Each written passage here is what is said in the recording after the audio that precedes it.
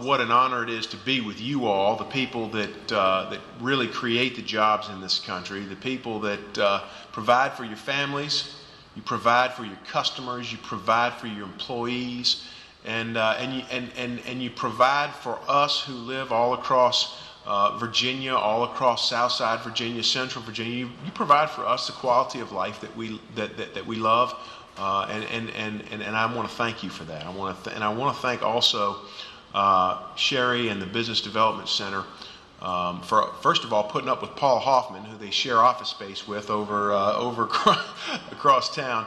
But I also want to thank you all for the real hard work that you all do to help our small businesses, and I thank you for that. To the award winners, congratulations. Congratulations. I know many of you all, and want to tell you how much I appreciate your hard work, and I know that your recognition is well deserved. Let me just say a few things, and then I'll look forward to being here for a few minutes afterwards and talk to folks individually. But let me just say that it's an honor to represent Virginia's 5th District in Washington. You know, I come from Chatham, the southern part of the 5th District. I went to Hampton College nearby, and have a real strong sense, I think, of what we need in the 5th District, what we need in Southside Virginia, and that knowledge is based on the fact that we really do spend a tremendous amount of time traveling across the district, and the top thing that we need is jobs.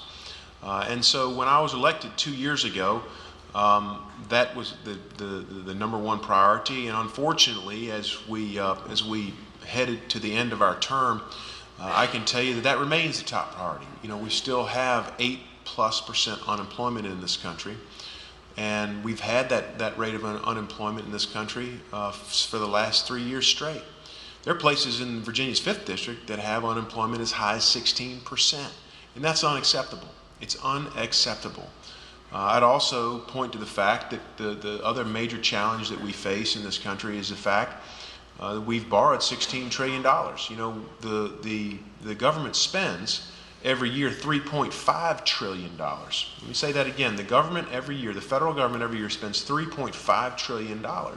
We have borrowed $16 trillion. And in order to support that massive debt, we have had to borrow 40 cents on every dollar we spend in Washington. Let me say that again. We borrow 40 cents on every dollar we spend in Washington to sustain that debt and sustain government spending. So for the last 2 years, I have really tried to work to do two things. Number one is rein in the spending and work very, very hard to try to enact policies that will allow us to balance our budget as soon as possible so we don't hand that burden off to our children and our grandchildren.